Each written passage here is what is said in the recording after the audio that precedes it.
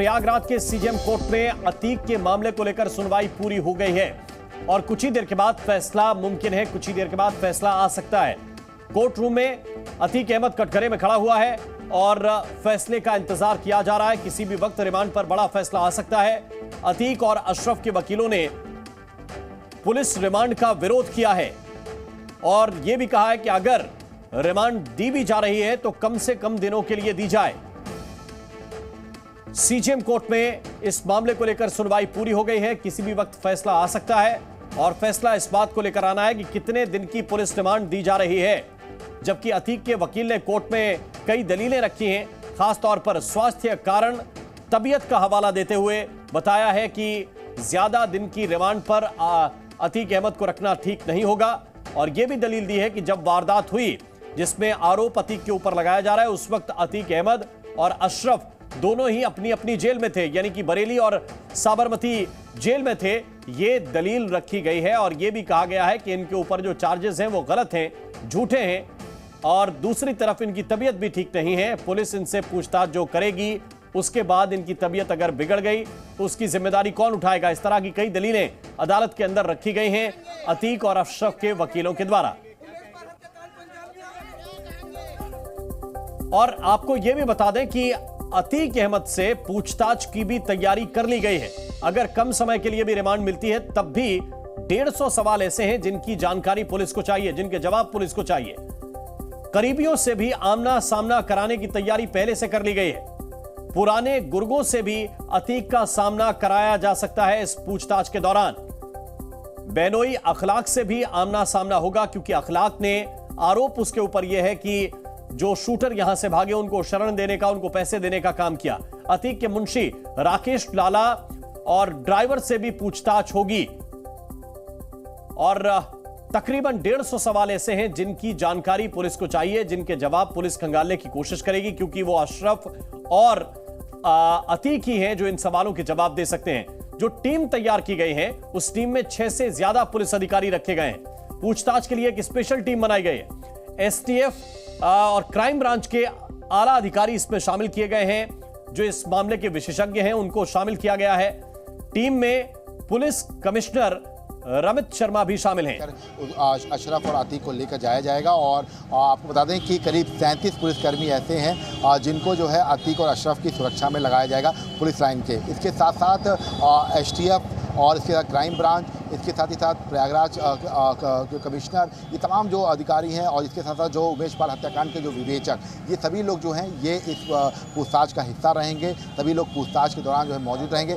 एक बात और भी सामने आ रही है कि ईडी भी इस दौरान जो है वो पूछताछ कर सकती है क्योंकि ईडी जो है उसने भी तमाम तरह के सबूत जो हैं वो इकट्ठे किए हैं। तो ऐसे में ये कहा सकता है कि ये पूरा पूछताछ जो है वो पुलिस लाइन के अंदर ही किया जाएगा और अगर जो रिमांड मिलती है 7 दिन की या 3 दिन की, उसके अनुसार जो क्राइम सीन है वहाँ पर भी इसको लेकर जाएंगे। और ये भी कहा जा रहा है कि अतीक के चकिया वाले घर पर भी उसको लेकर जाएंगे, इसके साथ उसके दफ्तर पर भी लेकर जाएंगे। तो फिलहाल इंतजार किया जा रहा है। चूँकि सुनवाई पूरी हो चुकी है, बस कुछ ही देर के बाद जो है फैसला जो है वो आ जाएगा। 3 दिन की रिमांड मिलती है या 14 दिन की जो रिमांड अर्जी है उस पर जो है फैसला होता है, ये देखना होगा। लेकिन फिलहाल ये कह सकते हैं कि पूरी तैयारी जो है वो कर ली गई है। बस यहाँ से अतीक और अशरफ को लेकर रिमांड अर्जी मंजूर होते ही पुलिस की टीम जो है रवाना हो जाएगी और पुलिस लाइन में अगले जितने दिन तक रिमांड की अर्जी अवधि रहेगी उस दौरान तक रखेंगी और पूछताछ करेगी। जी,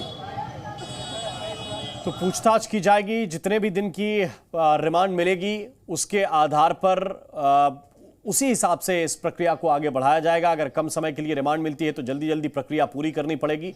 जल्द से जल्द वो जो गुर्गे अतीक अहमद के लिए काम करने वाले लोग हैं उनको आमने सामने बैठाकर भी पूछताछ की तैयारी है। इन सबके बीच लगातार अपडेट मिल रहे हैं। बड़ी खबर आपको बता दें कि सीजेएम कोर्ट के बाहर सुरक्षा बढ़ा दी गई है, सुरक्षा कड़ी कर दी गई है। कोर्ट के बाहर भारी पुलिस बल तैनात है। इस वक्त रिमांड के बाद यहां से सीधे पुलिस लाइन ले जाने की तैयारी है और इसलिए पुलिस की तैनाती वहां पर दिखाई दे रही है। किसी भी वक्त रिमांड पर फैसला आ सकता है और जैसे ही फैसला आएगा उसके तुरंत बाद अब वापस जेल तक नहीं जाना पड़ेगा। पास में ही पुलिस लाइन है, वहां तक अतीक अहमद को लेकर जाएंगे। अशरफ उनके साथ होगा और फिर दोनों से पूछताछ की भी तैयारी कर ली गई है और इसलिए वहां पर सुरक्षा व्यवस्था भी बढ़ा दी गई है। इस वक्त की बड़ी खबर आपको बता रहे हैं। प्रयागराज सीजेएम कोर्ट के बाहर सुरक्षा व्यवस्था कड़ी कर दी गई है। जब अतीक अहमद को लाया गया उस वक्त की तस्वीर भी आपको दिखा रहे हैं। सुरक्षा पहले भी काफी कड़ी थी और अंदर तक, जब तक कि अतीक और अशरफ सीजेएम कोर्ट के अंदर नहीं पहुंच गए, ये सुरक्षा की दीवार इसी तरह से उनके साथ चलती रही। और इनके साथ साथ रैपिड एक्शन फोर्स के जवान भी, आरएएफ के जवान भी देखे गए, जो सुरक्षा में एक और लेयर के तौर पर काम कर रहे थे, एक एक्स्ट्रा लेयर के तौर पर काम कर रहे थे। प्रयागराज की पुलिस तैनात है, वो सुरक्षा दे ही रही है। इसके अलावा रैपिड एक्शन फोर्स के जवान एक एक्स्ट्रा लेयर के तौर पर सुरक्षा व्यवस्था मुस्तैद किए हुए हैं।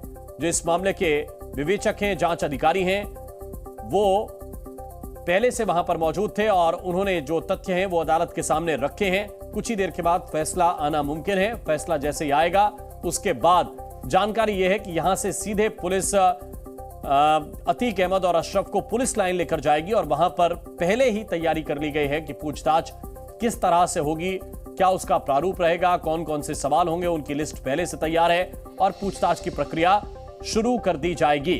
तो अब इंतजार कोर्ट के ऑर्डर का किया जा रहा है। जो उमेश पाल के घर के बाहर सन्नाटा है वो ये बताता है कि परिवार के जो लोग हैं वो अभी भी इस सदमे से उबर नहीं पाए हैं। 1.5 महीने का वक्त हो चला है, लेकिन अभी भी अतीक अहमद और उसके जो शूटर हैं उसका खौफ परिवार में बरकरार है। जब हमने परिवार के लोगों से बातचीत की, खासतौर पर जब उनकी माँ ने जी मीडिया से एक्सक्लूसिव बातचीत किया, तो उसमें उन्होंने कहा कि अभी भी उनको बाहर निकलने में डर लगता है। जब वो कोर्ट की तरफ जाएंगे तो उस रास्ते में कुछ भी हो सकता है, इस बात को लेकर वो काफ़ी खौफजदा हैं। तो कहीं ना कहीं ये खौफ जो है वो भीतर से निकल नहीं पा रहा है, क्योंकि उन्होंने अपने बेटे को खोया है। और ठीक उसी तरह की प्रतिक्रिया उमेश पाल की पत्नी जया पाल की भी रहती है। उनका भी कहना है कि पति का साया उनके सर से हट चुका है, 2 बच्चे हैं घरों में, उनका लालन पालन कौन करेगा, और जितने भी जो घर के कामकाज होते थे, जो जिम्मेदारियां होती थी, उस जिम्मेदारी का निर्वहन कौन करेगा। तो ऐसे में जो चिंता होती। जी शिल्पा। तो इस वक्त जयपाल को आप सुन रहे थे। जयपाल ग्राउंड पर मौजूद हैं, उमेश पाल के घर के ठीक बाहर। उमेश पाल, इस मामले को लेकर उनका परिवार जो है वो संघर्ष कर रहा है। पीड़ित परिवार है, उमेश पाल की ही हत्या की गई थी और उनके घर के ठीक बाहर ही उनका मर्डर किया गया था। अब उमेश पाल का जो परिवार है वो डरा हुआ है और उनका ये कहना है कि जब तक ये लोग हैं तब तक किस तरह से वो अपना जीवन यापन कर सकेंगे, ये भी अहम सवाल है। कैसे उनके खिलाफ केस लड़ा जा सकेगा, ये भी सवाल है, क्योंकि उमेश पाल अपने अपहरण का मुकदमा ही लड़ रहे थे। उनके अपहरण का जो मुकदमा था, उस मुकदमे को वकील होते हुए उमेश पाल हैंडल कर रहे थे और जब उसकी आखिरी सुनवाई थी, उसमें अदालत की प्रक्रिया में शामिल होने के बाद ही उमेश पाल अपने घर वापस लौट रहे थे, तभी उनकी कई गोलियां मारकर हत्या कर दी गई। उनके साथ सुरक्षा व्यवस्था भी थी, 2 गनर मौजूद थे, उनको भी गोली मारकर मौत के घाट उतार दिया गया। हमलावर इतने शातिर थे कि उनके साथ एक खास तौर पर शख्स ऐसा था जो बम फेंकता था और वो बमबाज जिसका नाम गुड्डू मुस्लिम था, वो शख्स लगातार बमों की बारिश कर रहा था। और जब परिवार का यह कहना है कि जब उमेश पाल जैसे व्यक्ति इनकी एक तरह से दहशत से बच नहीं पाए और उन्हें मार दिया गया, तो ये परिवार अब आगे मुकदमा किस तरह से लड़ पाएगा, कैसे केस लड़ पाएगा, ये उनके सामने एक बड़ा सवाल है। और इसीलिए वो ये कह रहे हैं कि या तो इनका एनकाउंटर हो या फिर इनको अदालत फांसी की सजा सुनाए ताकि उनका डर कम हो सके। 27 मिनट के बाद कितना वक्त लगता है ये देखना होगा, लेकिन हाँ 12:45 पर जो जज हैं वो अपने चैम्बर से निकलकर कोर्ट रूम में बैठेंगे और उसके बाद चूंकि अब फैसला जो है वो हो चुका है और सुरक्षित लिया गया, तो ऐसे में बस उनको अपना जजमेंट सुनाना है कि 3 दिन की रिमांड मंजूर करते हैं या 14 दिन की। चूँकि 14 दिन की जो कस्टडी रिमांड मंजूर करने की जो अर्जी थी उसको मंजूर करते ही जो वकील थे अतीक और अशरफ के, उन्होंने एक मेडिकल रिपोर्ट जो है वो कोर्ट में लगाई है।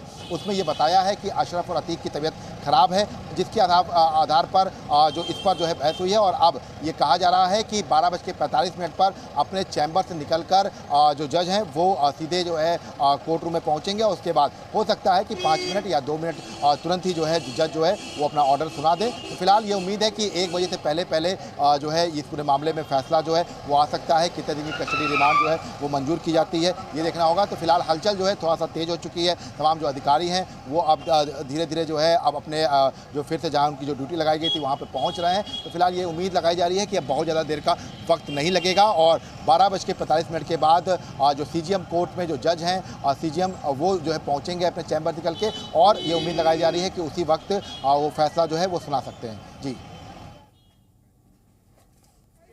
तो आप सुन रहे थे इस वक्त विशाल रघुवंशी को ग्राउंड जीरो पर मौजूद है और वो बता रहे हैं कि इस फैसला सुरक्षित रख लिया गया। अगले 5 मिनट में अपने चैम्बर में पहुंचने वाले हैं जो जज हैं और जज अगले 5 मिनट के बाद वो फैसला सिर्फ पढ़ेंगे, क्योंकि फैसला तो पहले हो चुका है, सुरक्षित रख लिया गया है। दोनों पक्षों की दलीलें पहले खत्म हो गई हैं, दोनों तरफ से दलीलें रखी गई। जहां तक सरकारी पक्ष है, सरकार की तरफ से कहा गया है कि ये केस बहुत ही पेचीदा है, उलझा हुआ है और इसको सुलझाने के लिए पूछताछ जरूरी है, इसलिए समय लगेगा। और दूसरी तरफ से अशरफ के और अतीक के वकीलों की ओर से कहा गया है कि उनकी तबीयत खराब है और इसलिए कम से कम समय अवधि के लिए उनको रिमांड पर सौंपा जाए।